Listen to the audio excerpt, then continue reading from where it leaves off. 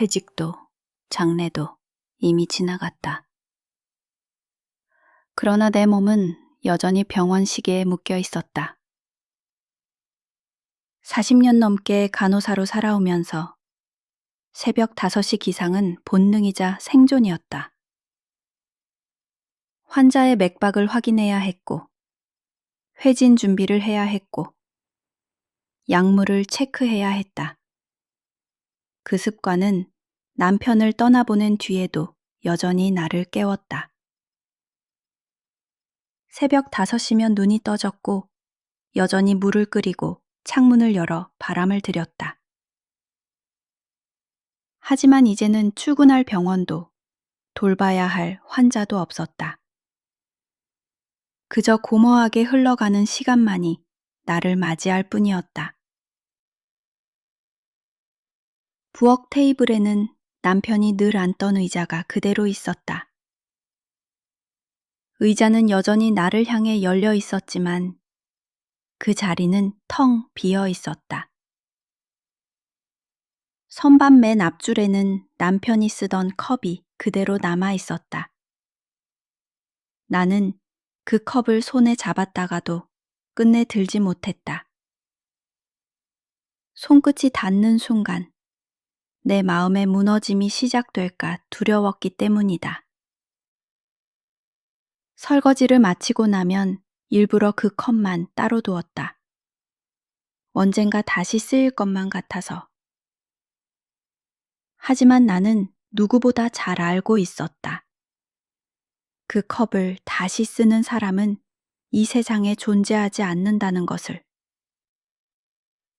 도시가 나를 더 외롭게 만들었다.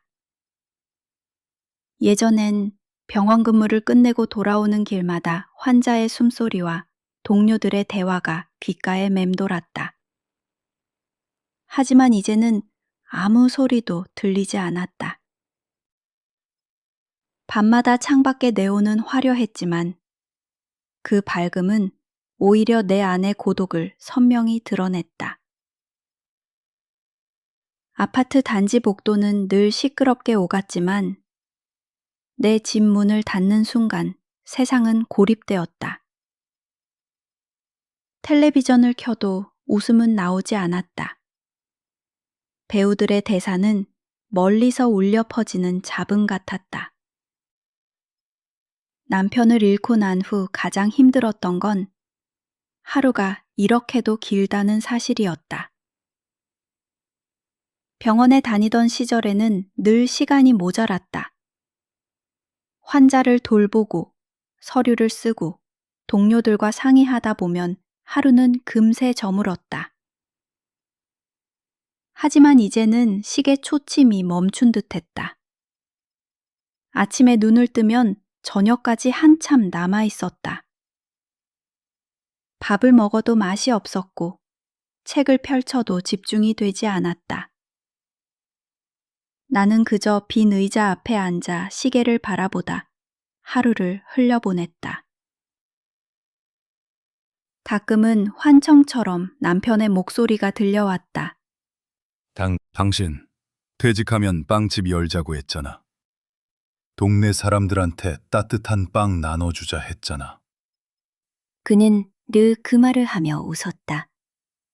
내가 힘들다고 할 때마다 조금만 더 버티면 돼. 나중에 둘이서 빵집 하자.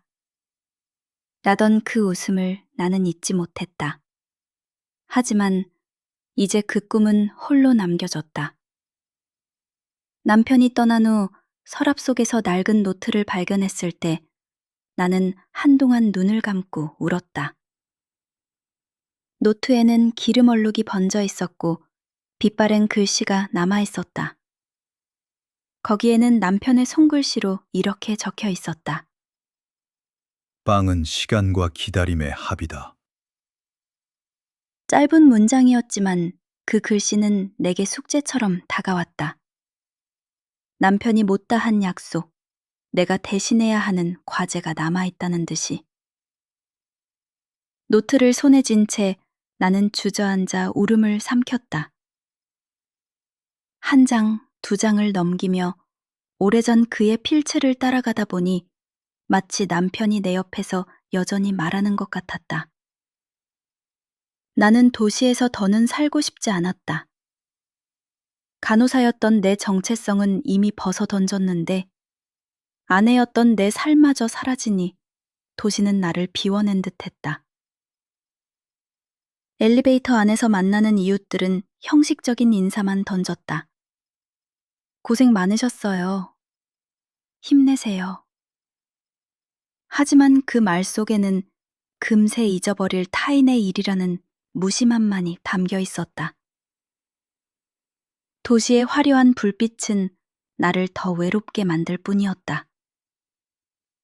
그래서 나는 떠나기로 했다. 남편과 함께 여행했던 작은 바닷가 마을.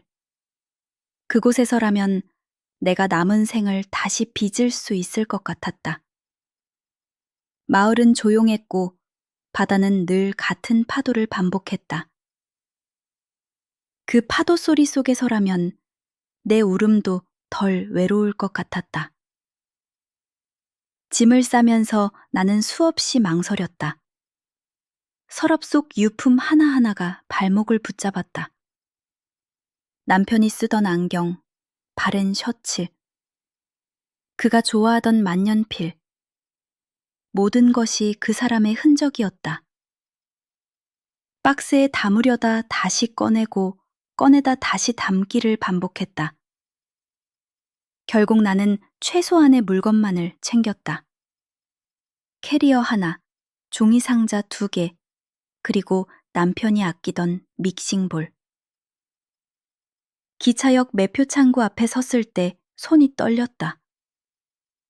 행선지는 남쪽의 작은 마을. 남편과 신혼 때 자주 찾던 곳. 바닷바람이 뜨거운 여름에도 겨울비가 지붕을 두드릴 때도 늘 우리 곁에 있던 곳이었다. 표를 끊으며 나는 마음속으로 중얼거렸다. 그곳이라면 내가 남은 생을 다시 시작해도 덜 미안할 거야. 기차에 몸을 싣자 창밖 풍경이 빠르게 흘러갔다. 아파트 단지가 줄어들고 차츰 낮은 지붕과 논밭이 보이기 시작했다. 차창에 비친 내 얼굴은 여전히 슬펐지만 그 슬픔 속에서 미묘한 빛이 피어났다.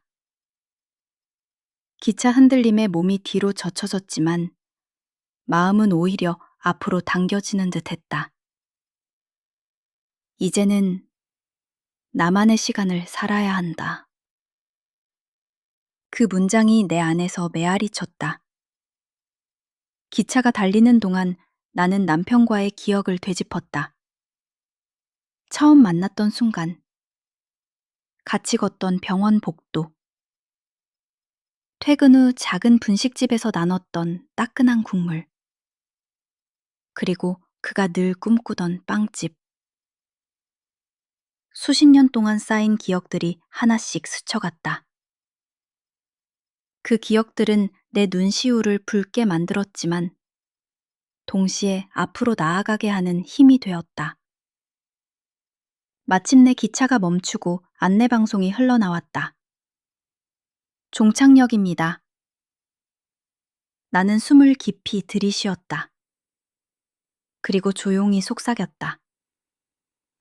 이제 시작이야. 기차에서 내려 발을 딛는 순간 공기가 달랐다.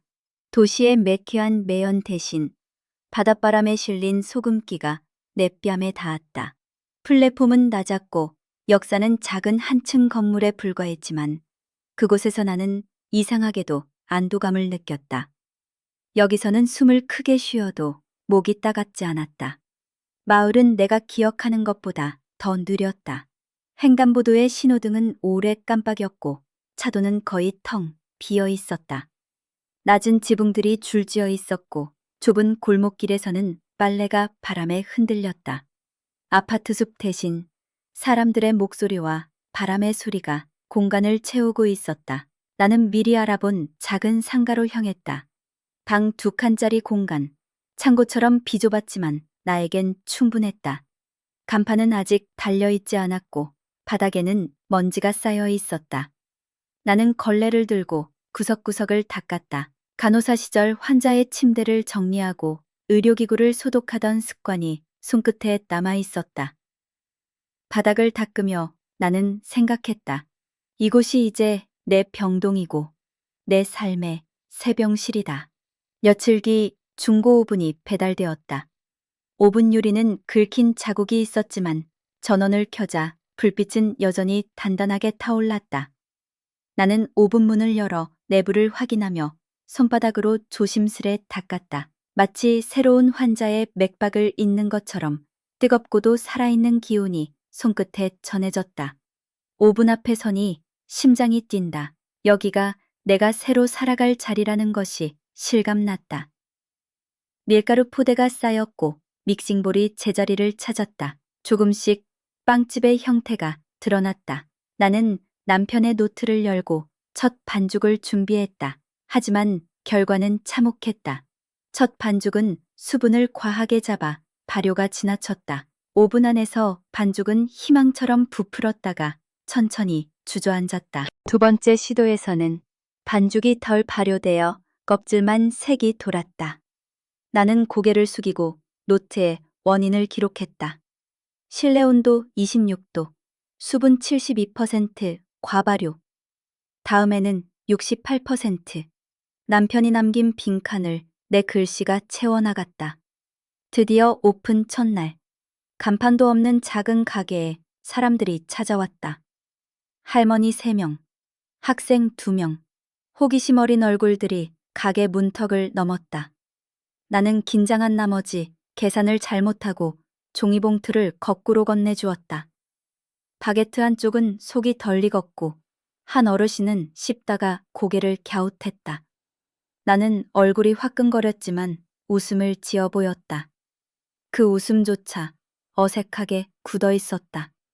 오후에는 위생점검이 들이닥쳤다. 소독 기록이 빠졌다는 지적. 쓰레기 분리 라벨이 잘못되었다는 표시. 빨간 펜으로 줄이 그어질 때마다 가슴이 철렁 내려앉았다. 간호사 시절 수십 년간 완벽한 체크리스트를 지켜왔는데 정작 여기서는 초보 중에 초보였다. 점검관이 떠난 뒤 가게 안은 더 깊은 침묵에 잠겼다. 나는 아무 말도 하지 못한 채 노란 앞치마를 벗어 의자에 내려놓았다. 그날 저녁 빵이 남은 채로 가게 문을 닫았다. 의자에 앉아 멍하니 앞치마를 바라봤다. 처음에는 꿈에 부풀어 이곳에 왔는데 하루 만에 꿈이 무너진 듯했다. 하지만 어쩐지 포기할 수는 없었다. 실패의 맛이 이렇게 쓴데도 내일은 다시 해보고 싶었다. 빵이 부풀어 오르는 순간을 또 보고 싶었다. 그 마음이 나를 붙잡았다. 나는 주방에 들어가 반죽을 다시 했다. 이번에는 온도를 낮추고 발효 시간을 줄였다. 손목은 아팠지만 손끝의 감각이 조금은 달라졌다. 빵은 단순히 밀가루와 물이 아니라는 것을 깨닫기 시작했다. 반죽은 내 마음 같았다. 너무 서두르면 터지고 너무 늦추면 꺼졌다. 그 사이를 맞추는 것이 삶이었고 빵이었다. 밤이 깊어가고 있었다. 바깥에서는 파도 소리가 들려왔다. 도시는 불빛으로 가득 차 있었지만 이곳은 어둠과 파도와 바람뿐이었다. 그러나 이상하게도 그 고요 속에서 나는 덜 외로웠다. 오븐 불빛이 작은 등불처럼 깜빡이며 나를 지켜주고 있었다. 나는 속으로 다짐했다. 내일은 오늘보다 조금 더 나아질 거야. 새벽 4시. 알람도 울리지 않았는데 눈이 저절로 떠졌다. 마을은 아직 어둠 속에 잠겨 있었고 멀리서 파도 소리만 잔잔히 들려왔다. 나는 천천히 몸을 일으켜 가게 불을 켰다. 오븐의 작은 불빛이 어둠을 밀어내며 살아났다. 그 불빛 하나로 가게 전체가 숨을 쉬는 듯했다. 나는 물을 덮이고 밀가루를 계량했다. 손끝으로 소금을 집어넣고 이스트를 살살 뿌렸다. 손바닥으로 반죽을 접어 올릴 때마다 미세한 기포가 느껴졌다. 간호사 시절 맥박을 짚던 손끝은 이제 반죽의 숨결을 읽고 있었다. 처음에는 서툴고 버거웠지만 조금씩 믿음이 생겼다. 하지만 손목은 여전히 버텨내기 힘들었다. 40년 동안 주사기를 잡고 환자를 부축하던 손이었지만 반죽은 또 다른 힘을 요구했다. 통증이 손목을 타고 팔꿈치까지 번졌다. 땀이 이마를 타고 흘렀다. 그래도 멈추지 않았다. 아픈 만큼 살아있다는 증거였다. 나는 속으로 중얼거렸다. 내가 할 수 있다. 오늘은 어제보다 나아질 거야. 며칠이 지나면서 마을 사람들과 조금씩 말을 트기 시작했다. 채소장수 아주머니가 빵을 사가며 말했다. 사장님, 소금을 조금만 덜어봐요. 여기 사람들은 싱거운 걸 더 좋아해요. 나는 고개를 끄덕이며 메모장에 그 말을 적었다. 또 바닷가에서 고기를 잡아오는 총각은 멸치를 한 바구니 내밀며 웃었다. 남는 건데 국물 내는 데 쓰세요. 바게트에도 어울릴 거예요. 그의 눈빛은 따뜻했다. 이곳 사람들은 손님이 아니라 함께 삶을 꾸려가는 동반자 같았다. 어느 날에는 한 학생이 휴대폰을 들이밀었다. 사장님, 인스타 계정 만드셔야 해요. 요즘은 빵찍도 SNS 없으면 안 돼요. 그는 내 앞치마에 밀가루가 묻은 모습을 찍어 올렸다. 나는 부끄러워 얼굴이 붉어졌지만 그 사진은 금세 퍼져나갔다. 노랑아 치맛빵집이라는 해시태그가 붙었고 작은 관심들이 하나둘 모여들었다. 나는 요양원에도 빵을 납품하기 시작했다. 아침마다 모닝롤을 바구니에 담아갔다. 식탁에 빵을 내려놓자 어르신들의 눈빛이 반짝였다. 어느 노인이 떨리는 손으로 빵을 쪼개며 내 눈을 바라보았다. 따뜻하네. 그 한마디에 손목의 통증이 눈 녹듯 사라졌다. 그 순간 내가 만든 빵이 단순한 음식이 아니라 위로가 될 수 있다는 걸 알았다. 하지만 평온은 오래가지 않았다. 여름 폭염이 닥치자 반죽이 제멋대로 부풀어 올랐다. 발효는 제어할 수 없을 만큼 빠르게 진행되었고 오븐에서 나온 빵은 금세 주저앉았다. 전기요금 고지서는 2배로 늘어났고 밀가루 값도 치솟았다. 읍내에는 새 빵집이 들어섰다. 동네 사람들 중 몇은 내게 물었다. 거긴 더 싸던데 왜 여긴 비싸요? 나는 대답을 잃었다. 밤마다 원가표를 다시 쓰며 머리를 싸맸다. 계산기를 두드려도 답은 나오지 않았다. 마진은 얇아졌고 마음도 점점 얇아졌다. 내가 계속 버틸 수 있을까? 불안이 깊어졌다. 그러던 어느 폭우 내리던 밤 5분이 멈췄다. 예열은 되었지만 팬이 돌지 않았다. 가게 안은 정전처럼 조용해졌다. 순간 병원에서 응급 상황이 떠올랐다. 호흡이 멈춘 환자를 다시 살려내던 긴박한 순간들. 나는 드라이버와 손전등을 들고 오븐을 열었다. 팬 안에는 먼지가 잔뜩 끼어 있었다. 조심스럽게 먼지를 털고 모터를 두드리자 미세한 진동이 손끝에 전해졌다. 팬이 다시 돌아가기 시작했다. 그 소리를 듣는 순간 나는 마치 심장박동을 다시 들은 듯했다. 오븐의 팬이 돌아가는 단순한 소리였지만 내 삶이 다시 살아나는 것 같았다.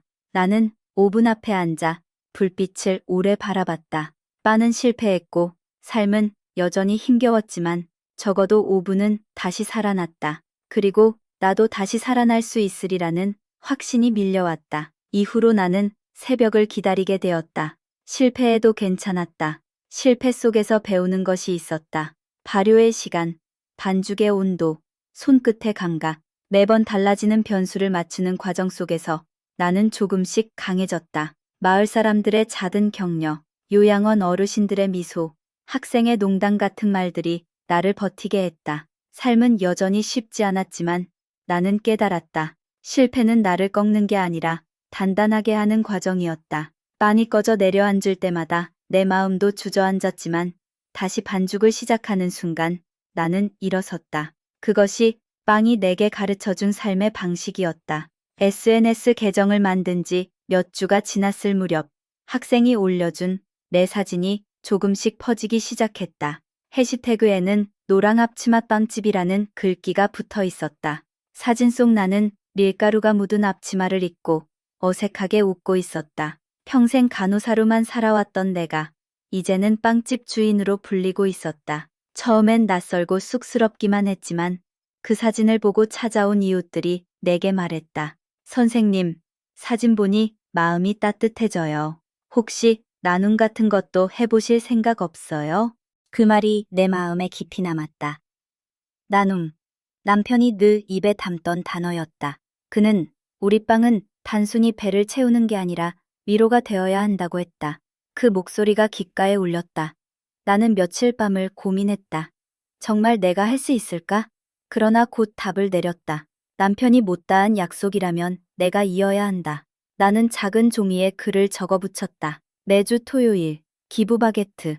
한 개를 사면 한 개는 이웃에게. 글씨는 서툴렀지만 또박또박 적혀 있었다. 가게 벽에 종이를 붙이는 순간 가슴이 두근거렸다. 첫 주 토요일, 사람들은 반신반의하며 가게를 찾았다. 바게트는 18개가 모였다.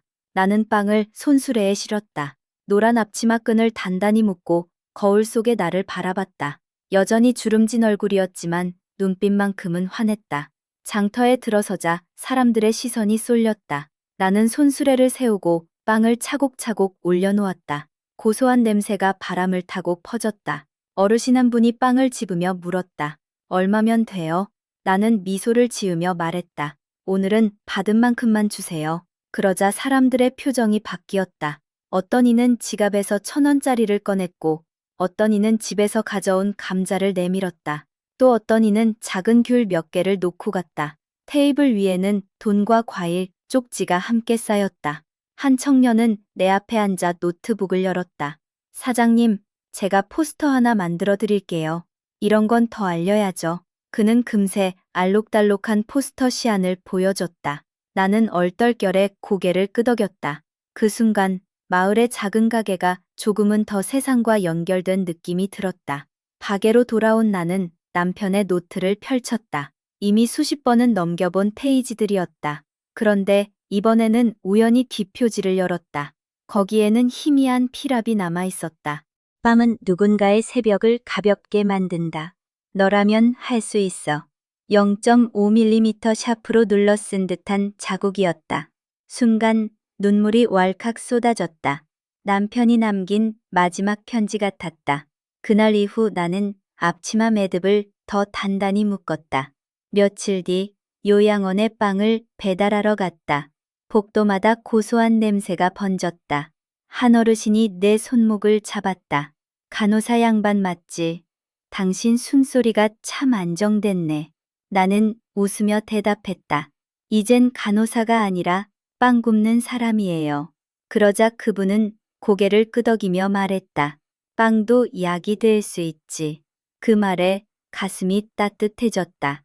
기부 바게트 행사는 점점 커졌다. 토요일마다 사람들은 빵을 사가며 작은 선물을 두고 갔다.